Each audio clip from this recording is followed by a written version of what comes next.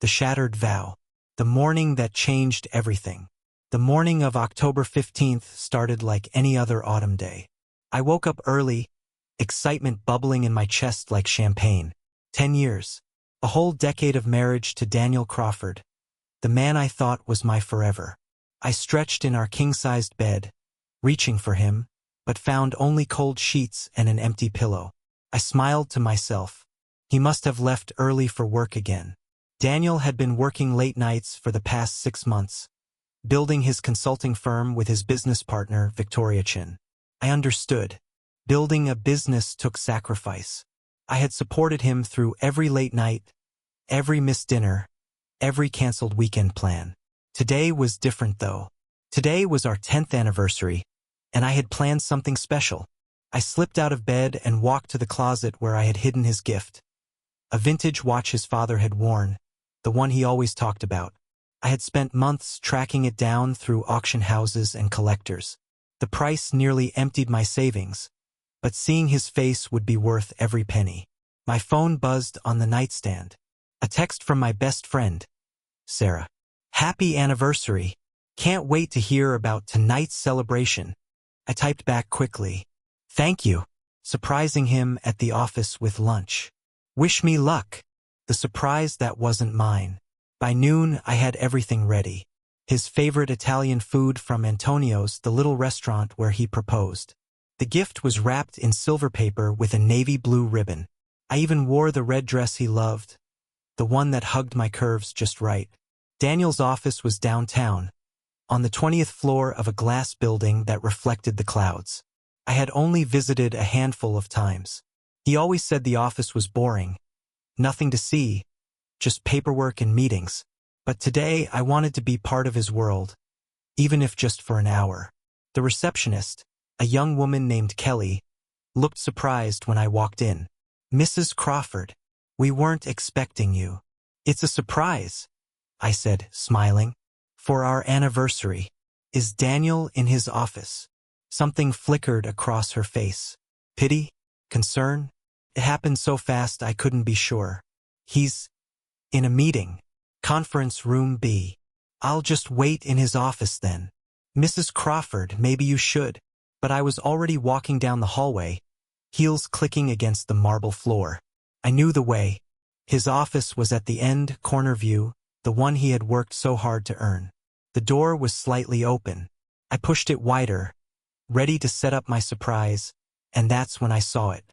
Photos, scattered across his desk like fallen leaves. But these weren't business photos. These were pictures of Daniel and Victoria. Not at conferences or client meetings. These were intimate. Daniel's arm around her waist at a beach I didn't recognize. Victoria laughing at a candlelit dinner. Their hands intertwined at what looked like a mountain resort. My hands began to shake. The lunch bag slipped from my fingers, but I caught it at the last second. I picked up one photo. They were kissing under a sunset, her hand on his chest, his fingers tangled in her hair. The timestamp on the back read, Cabo, March 2024. March. 6 months ago. The same month he told me he had to attend an emergency business conference in Chicago. The truth behind closed doors. My legs felt weak, but I forced myself to move. Conference room B. Kelly had said conference room B. The hallway stretched forever. Each step felt like walking through water. My heart pounded so hard I could hear it in my ears, drowning out the office sounds around me. Conference room B had frosted glass walls. Through them, I could see 2 figures sitting close together. Too close. I should have knocked. I should have walked away. I should have done anything except what I did next. I opened the door. Daniel looked up, his face draining of color. Victoria sat beside him, her hand on his thigh, papers forgotten on the table between them. She pulled her hand back quickly, but not quickly enough. Emma. My name sounded like a curse on his lips. What are you doing here? I couldn't speak. Words had abandoned me. Instead, I walked forward and placed the lunch bag on the table. Then the gift. The silver paper seemed to mock me now with its cheerful shine. Happy anniversary, I whispered. Victoria stood up, smoothing her skirt. She didn't look guilty. She looked annoyed, like I had interrupted something important. "I'll give you two some privacy," she said, her voice cold and professional. As she passed me, she touched my shoulder. "I'm sorry you had to find out this way. Sorry I had to find out. Not sorry she did it. Sorry I discovered it." The door closed behind her with a soft click. The confession I didn't want to hear. Daniel ran his hands through his hair, a gesture I had always found endearing. Now it just looked desperate. "How long?" I asked. My voice sounded strange, distant, like it belonged to someone else. "Emma, please sit down." "How long, Daniel?" He exhaled slowly. 2 years. 2 years. Not 6 months. 2 years of lies. 2 years of "I love you," while he was saying the same words to someone else. 2 years of me sleeping beside a stranger. "I never meant to hurt you," he started. I laughed. Actually laughed. The sound was harsh, broken. "You never meant to hurt me? What did you think would happen? That I would never find out? That you could just keep both of us forever? It's complicated. It's really not." I picked up one of the photos from his desk that I had noticed earlier. "You chose her. Every day for 2 years you woke up and chose to betray me. There's nothing complicated about that." He stepped toward me, reaching out. I stepped back. "Don't touch me. Don't you dare touch me. Emma, I still love you. You have to believe that." "You love me." I shook my head. "You don't destroy the people you love, Daniel. You don't lie to them for 2 years. You don't make them feel crazy for noticing you're distant. You don't let them plan anniversary surprises while you're planning your next trip with your mistress." "She's not." He stopped himself. "What? She's not your mistress? What is she then? Your girlfriend? Your partner? Your true love?" My voice broke on the last words. The silence between us was heavy, suffocating. The questions that had no good answers. I sank into one of the conference chairs, my legs finally giving up. The lunch bag sat on the table, grease starting to seep through the paper. Antonio's Italian food, getting cold. A gift wrapped with care, now meaningless. "Does everyone know?" I asked quietly. "Kelly? The other employees? Your clients?" Daniel looked at the floor. "Some people suspected. So I'm the fool. The stupid wife who didn't see what everyone else could see." "You're not a fool. I trusted you." My voice rose, all the pain breaking through. "I defended you when my mother said you were working too much. I told Sarah she was crazy when she suggested you might be having an affair. I believed in you, in us, in everything we built together. And all this time, you were building a different life with her." "I never wanted this to happen," he said. "It just happened." Victoria and I connected on a level I didn't expect. We understand each other's ambitions, our goals. "Stop." I held up my hand. "I don't want to hear about your connection. I don't want to hear about your ambitions or goals, or whatever excuse you've created to justify this." I stood up, grabbing my purse. The gift remained on the table. Let him open it later. Let him see what I had sacrificed for him while he was sacrificing our marriage for someone else. "Where are you going?" he asked. "I don't know. Away from here. Away from you." "Emma, wait. We need to talk about this. We need to figure out what happens next." I turned at the door. "What happens next?" "I'll tell you what happens next. You get exactly what you chose. Her. And I get to figure out how to put together the pieces of the life you shattered. The walk of shame that wasn't mine. The elevator ride down felt eternal. Kelly wouldn't meet my eyes when I passed reception. She knew. They all knew. How many pitying looks had I missed? How many whispered conversations stopped when I entered a room? Outside, the October air hit my face like cold water. People rushed past on the sidewalk, caught up in their own lives, their own problems. None of them knew that my entire world had just collapsed in conference room B. I walked, I don't know for how long. My feet carried me through streets I didn't recognize, past shops I had never noticed.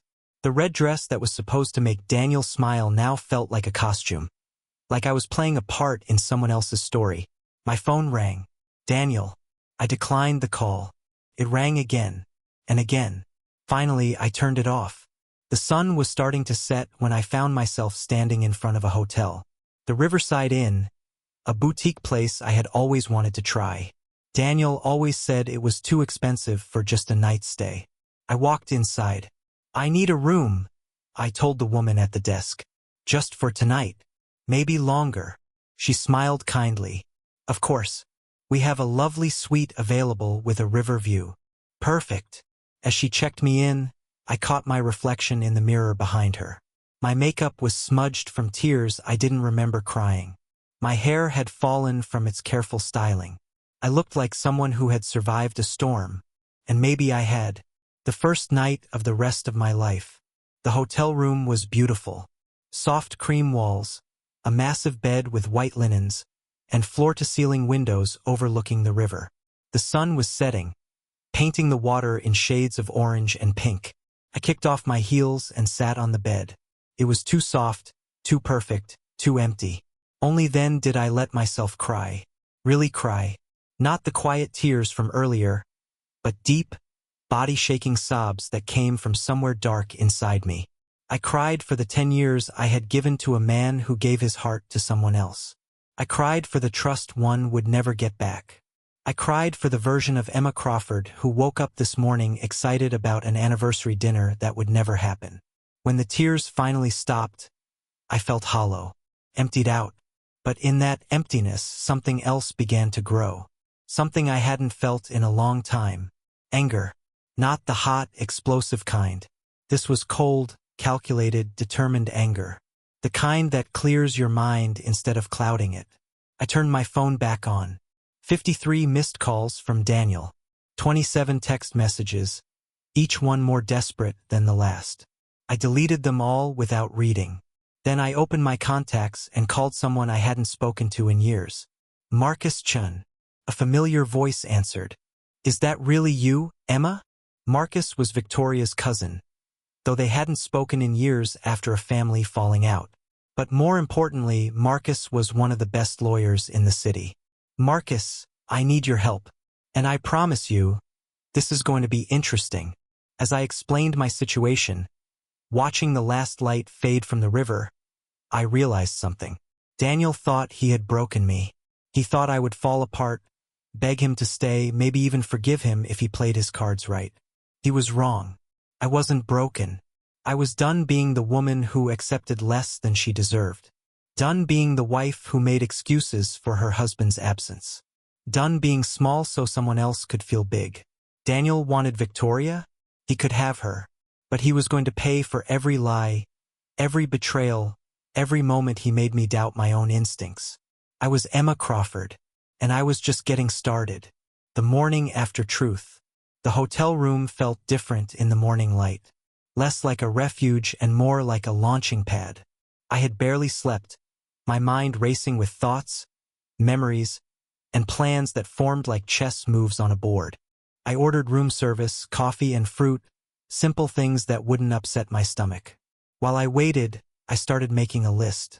Not an emotional list, but a practical one. What did I need to do? What did I need to know? What were my rights? Marcus had agreed to meet me this morning at his office. He had been shocked to hear about Victoria's involvement, but not entirely surprised. Apparently, her reputation for getting what she wanted was well known in their family. My phone buzzed. Another message from Daniel. This time I read it. "Emma, please, come home. We need to talk. I can explain everything. I love you." I typed back one line. "Your lawyer can talk to my lawyer." 3 dots appeared immediately, showing he was typing. Then they disappeared. Then appeared again. Finally, a message came through. "You hired a lawyer?" I didn't respond. Let him wonder. Let him worry. Let him feel a fraction of the uncertainty I had felt every time he came home late smelling like perfume that wasn't mine. The room service arrived. I signed the check and sat by the window, watching the river flow steadily onward. Water doesn't stop when it hits obstacles. It finds a way around them, through them, over them. I needed to be like water. Marcus's office was in the financial district, in a building even taller than Daniel's. When I arrived, The receptionist escorted me to a conference room with a view that stretched across the entire city. Marcus walked in moments later. He had aged well, silver at his temples now, but the same sharp eyes I remembered from college parties years ago. Emma. He hugged me briefly. I'm sorry you're going through this. Thank you for seeing me so quickly. He sat across from me, opening a leather portfolio. Let's talk about what you want. Not what's fair, not what Daniel deserves, but what you want from this situation. I took a deep breath. I want the truth about everything. I want to protect myself financially, and I want him to understand that betraying someone has consequences. Marcus smiled slightly. Then let's get to work. We spent the next 3 hours going through everything.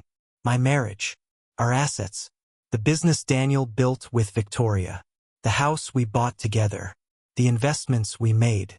With each revelation, Marcus took notes, asked questions, and occasionally looked surprised. Emma, did you know that you're listed as a 50% owner of Crawford Consulting? I blinked. What? No, that's Daniel's company. Check this. He turned his laptop toward me. There, in the original business registration documents, was my name. Emma Crawford, co-founder and co-owner. Daniel said putting my name on the paperwork was just a formality. I said slowly. For tax purposes or something. I never thought. It means you own half of everything, Marcus said, including half of Victoria's stake, since she came on as a partner later. Emma, this changes everything. I stared at the document, my name in black and white, co-owner, partner, not just a wife supporting from the sidelines, but an actual legal owner of the business Daniel had built with his mistress. The irony was almost funny. What does this mean? I asked. Marcus leaned back in his chair. It means you have leverage. A lot of it. If you want to, you could make things very difficult for them. Or, he paused. You could use this to build something better. Better. We'll get to that, he said. First, we need to secure your position. Document everything. Protect your assets. And most importantly, we need to find out exactly what Daniel and Victoria have been doing with the company finances. Something in his tone made me look up sharply. You think they're hiding something? I think when people are having an affair, they often make poor decisions in other areas too. It's worth investigating. As I left Marcus's office that afternoon, I felt different. Stronger. The victim I had been yesterday was transforming into someone else.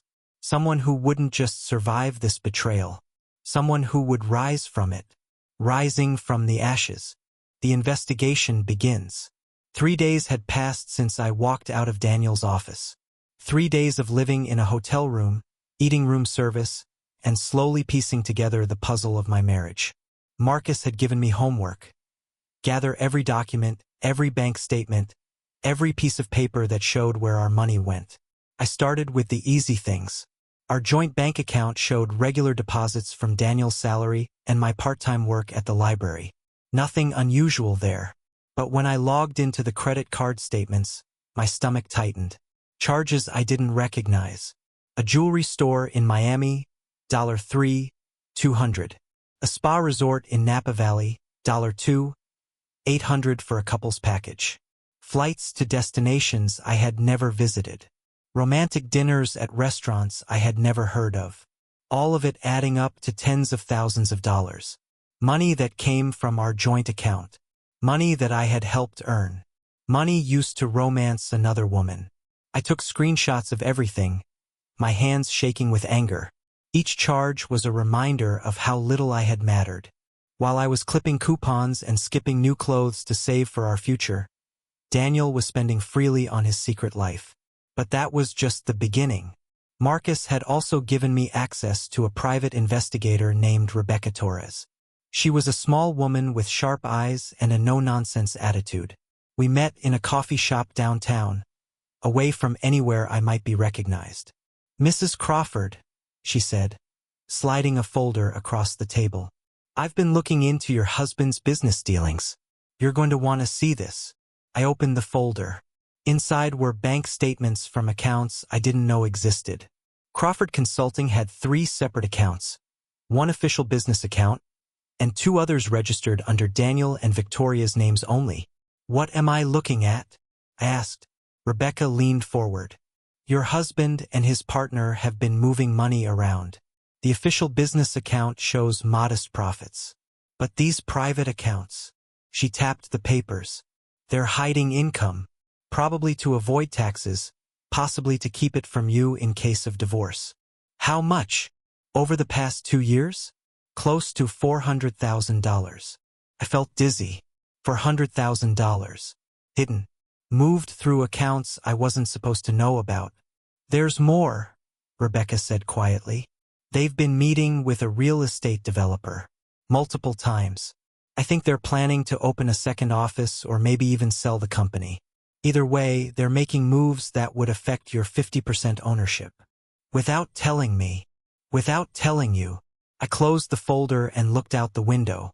People walked by with shopping bags and coffee cups, living normal lives. Lives where their spouses didn't steal from them. Lives where trust meant something. What do I do with this information? I asked.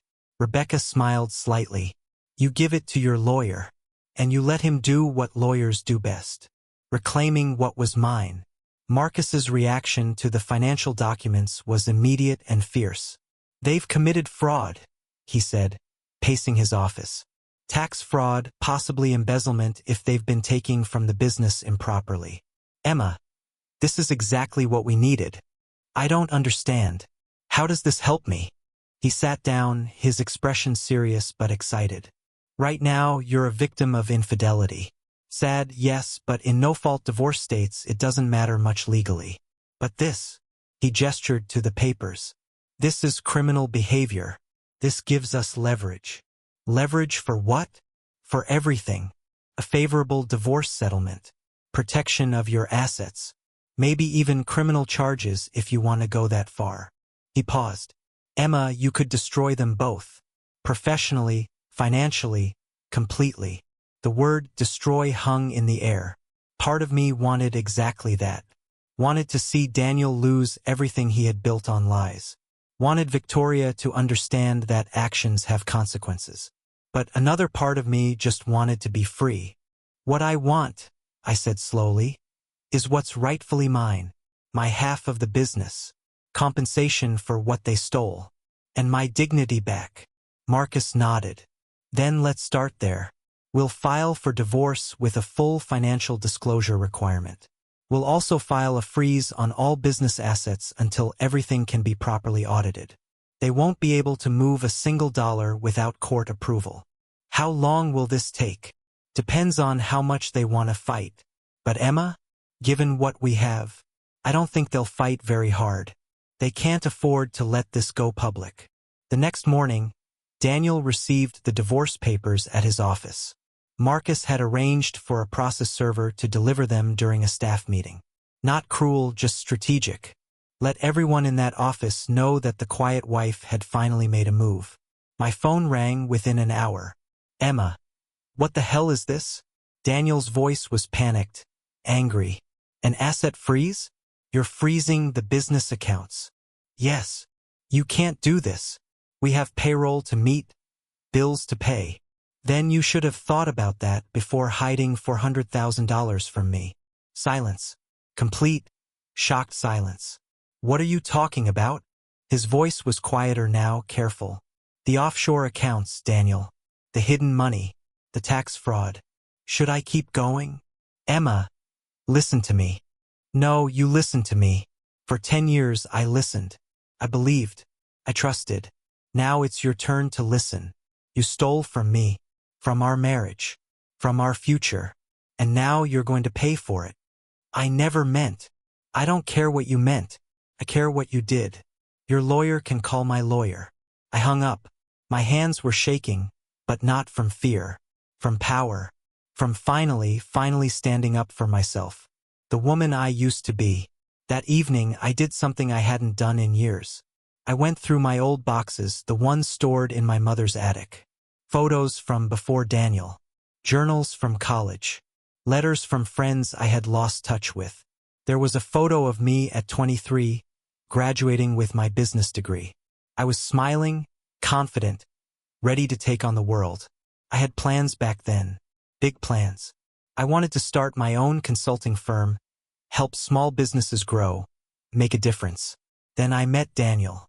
And slowly, gradually, I made myself smaller, quieter, less ambitious. He never asked me to. I just did it, thinking that's what love required. Sacrifice, compromise, putting someone else's dreams before your own. But looking at that photo now, I realized something painful. I hadn't just lost my husband. I had lost myself years before that. Sarah came to visit that night, bringing wine and takeout. She took one look at me and pulled me into a hug. "I'm so sorry," she whispered. "I should have pushed harder when I suspected." "No," I said, pulling back. "This isn't your fault. It's not even entirely Daniel's fault. I made myself disappear. I stopped fighting for what I wanted. I became so comfortable being his wife that I forgot how to be Emma." We sat on the hotel bed, eating Chinese food straight from the containers. "So what now?" Sarah asked. "What does Emma want?" I thought about it, really thought about it. I want my business degree to mean something again. I want to use my brain, not just check out library books. I want to wake up excited about the day instead of dreading another evening alone. I paused. "I want to build something that's mine." Sarah smiled. "Then let's make a plan." We stayed up until midnight talking about possibilities. My share of the business could be sold back to Daniel, giving me capital. I could start my own consulting firm, focusing on small businesses and nonprofits. I had the education. I had the experience from helping Daniel in the early days, even if he pretended I hadn't contributed. I had everything I needed except one thing: belief in myself. "You can do this," Sarah said as she left. The Emma I knew in college could do anything. She's still in there.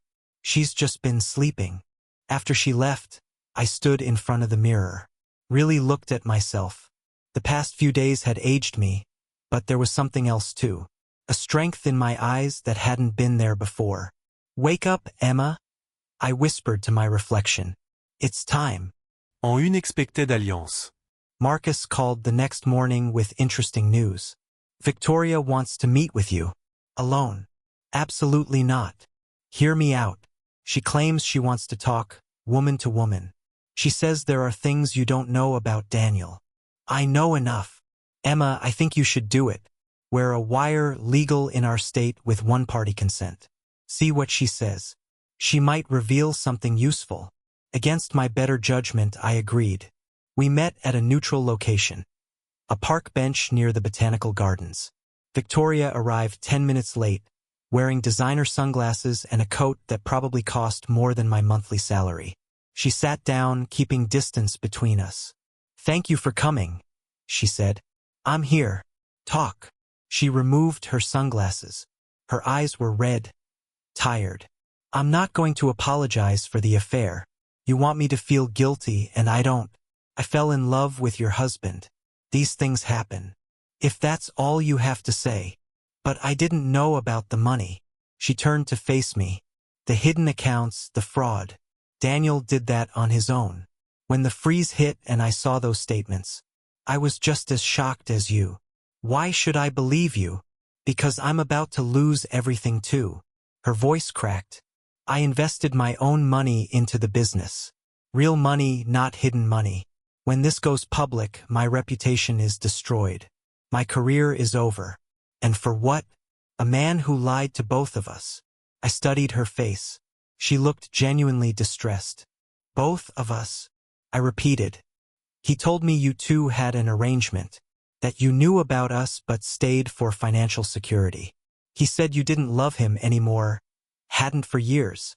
A bitter laugh escaped me. "I planned him an anniversary surprise. I bought him a gift that cost thousands. I defended him to everyone who questioned his late nights. Does that sound like someone who doesn't love him?" Victoria's face paled. He told me. He lied. To both of us. That's what Daniel does. He tells people what they want to hear." We sat in silence for a moment.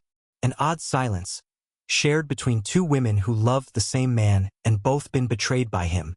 "What do you want?" I finally asked. I want to make this right, or as right as it can be. I'll testify to everything I know about the financial irregularities. I'll support your divorce settlement. I'll even split my share of the business with you if it helps. Why? She looked at me directly. Because I'm tired of being a villain. And because Daniel Crawford isn't worth protecting. The truth about Daniel. With Victoria's testimony, the full picture began to emerge. Daniel hadn't just been hiding money from me. He had been skimming from client accounts, moving funds through shell companies, even falsifying tax documents. The man I married, the man I thought was ethical and honest, was actually a criminal.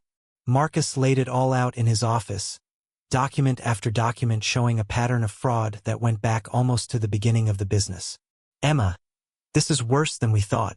If the IRS gets involved, Daniel could face prison time. Prison. My husband, the father I had once imagined for my future children, could go to prison. Do we have to report it? I asked quietly. Marcus looked surprised. Legally, no.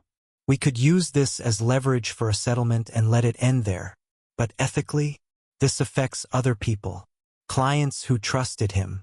Investors who put money into the business. They deserve to know. He was right.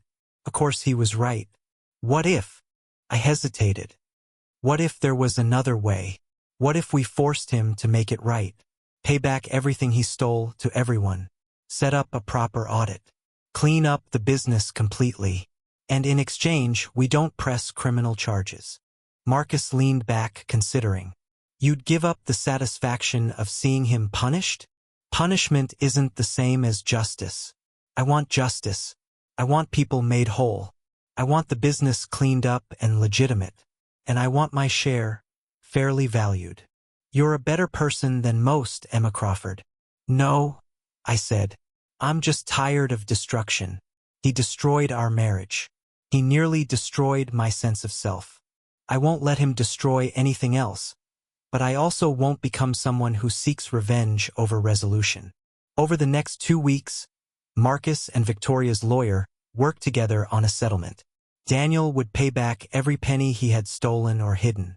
The business would undergo a complete financial audit. All clients would be informed of the irregularities and given options to stay or leave. Daniel would sell his share of the business, half to me, half to Victoria. And our divorce would be finalized quickly and quietly. Daniel fought at first, threatened, raged. But when Marcus calmly explained the alternative, prison, public scandal, losing everything anyway, he agreed. The transformation continues. While the legal proceedings moved forward, I started building my new life. I rented a small apartment with a view of the park. Nothing fancy, but it was mine. Every piece of furniture I chose. Every color I picked. No compromises, no considering anyone else's opinion. I registered my new business. Crawford Consulting Solutions, specializing in helping small businesses and nonprofits manage their finances. Ironic, yes, but also perfect. I knew firsthand what happened when financial management went wrong. Sarah helped me set up a website. Marcus connected me with potential clients. My first client was a women's shelter that needed help organizing their grant money and donor funds. Why do you want to work with us? The director asked during our meeting. We can barely pay you. Because I know what it's like to need help and not have anyone to turn to, I said. And because everyone deserves someone in their corner. She hired me on the spot. Slowly, other clients came. A small bakery trying to expand. A community theater group needing to manage ticket sales better.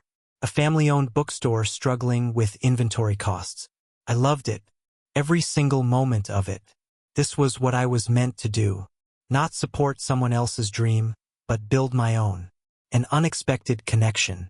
One evening, I was working late in my apartment when someone knocked on my door. I looked through the peephole and saw Marcus standing there with Chinese food. Thought you might need a break, he said when I opened the door. We had been working closely for weeks now, but this felt different. Personal, not professional. Is this appropriate? I asked, smiling slightly. Lawyer and client having dinner? You're not technically my client anymore. The divorce is filed. The settlement is signed. I'm just a friend bringing another friend some moo goo gai pan. We ate at my small dining table, talking about everything except the case. He told me about his life, his own divorce 3 years ago, his daughter who was studying art in Seattle. Can I ask you something? He said as we cleared the plates. Of course. Why aren't you angrier? Most people in your situation would want blood. You just wanted fairness. I thought about it. I was angry. I'm still angry sometimes. But I realized something. Being angry at Daniel was giving him power over me. He already took 10 years of my life. I won't let him take any more time, any more energy, any more of me. Marcus looked at me with something I couldn't quite name. Respect, admiration, something else? You're remarkable, Emma Crawford. I'm just trying to survive. No, he said softly. You're doing much more than surviving. You're thriving. And it's beautiful to watch. Our eyes met, and for the first time since this nightmare began, I felt something other than pain. Something warm and hope.